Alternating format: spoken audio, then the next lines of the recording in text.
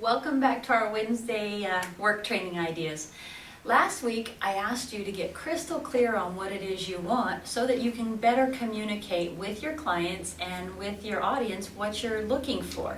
Hopefully you got that done and got some reps at practicing that. I've heard from several of you that it's been a really good exercise for you, so thank you for the feedback.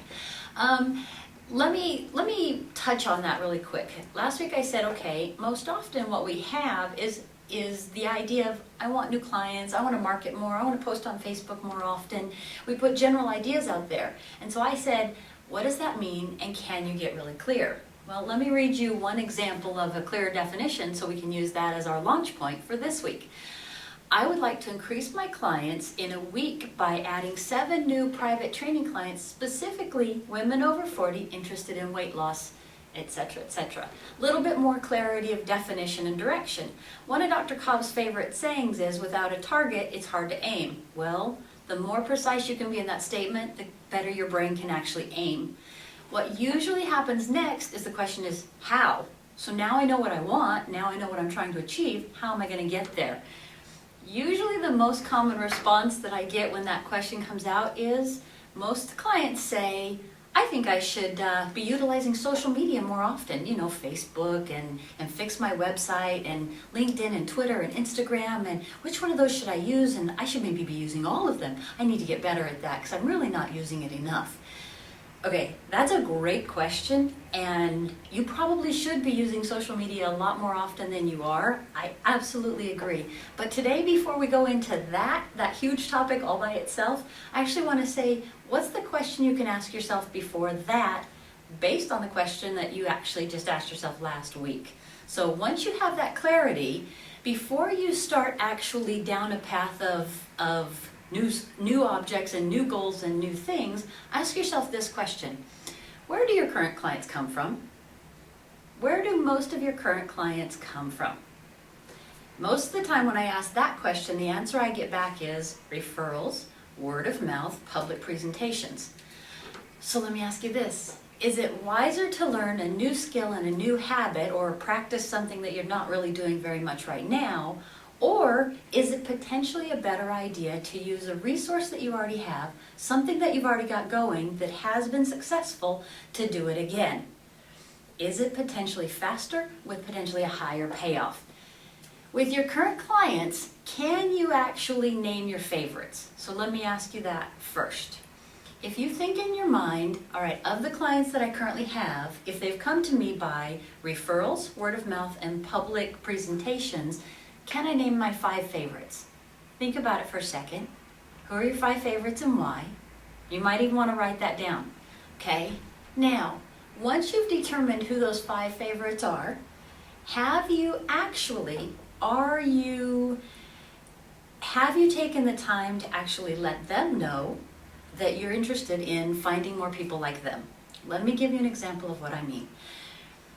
Oftentimes we assume that, hey, you know what, I've talked to my clients, they know I'm looking for more clients, they know I'm looking for them. Let me tell you one suggestion that I make to the Z Health community very regularly, and that is, do you have the ability to go to your 5 favorite clients and specifically tell them, hey, you know what, I'm looking to increase my clients by 7 in a week. I would love more clients just like you.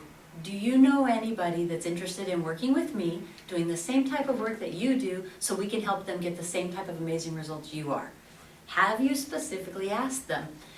I remember years ago, one of the studies that Dr. Cobb shared with me is most of the time we live our lives habitually every day. And so every day we have this laundry list of things that we have to do. And Dr. Cobb said to me, he's like, Kathy, you understand the reason they're forgetting is because they have 21 things on their mind ahead of you.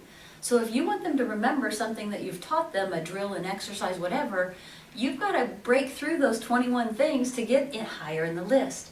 So if you've gone to the trouble of saying, all right, I would like to utilize my current referrals, my current clients that I have, to have more clients just like them, I'm going to ask them. But have you asked them more than once? Have you created something a really great referral program to take care of them, to make them want to remember their friends, their family, the people that are in their circles of influence? Hey, I have this great trainer. Have you reminded them or given them what it takes for them to remember so they can refer to you again? That's one idea. A second idea that I want you to consider is something that we've tried here in the Z Health office, and that is something we call Tuesday Tasters. We've called them Tuesday Tasters, we've called them Wednesday workouts, we've called them Tuesday trainings, and literally what that is almost like an evening of an open house. It can be 1 hour, it can be more, but offer your clients the ability to invite their friends, their family, their colleagues into your facility for an open house where they can actually potentially do a sample workout. They can get a little bit of their questions answered about why they might want to work with you. Something like that where you offer them an opportunity more than once, potentially on a repeating option of can they invite their friends to come and see the facility, see what this is possible by working with you. That's my second thing, okay? That's something I want you to think about. Now, last but not least, if you decide to go the Tuesday Taster or the refer a friend because you're my favorite client, whether you go those routes or not, the key thing to remember in that is how do you break through their daily habits of you're not on their mind every hour of every day.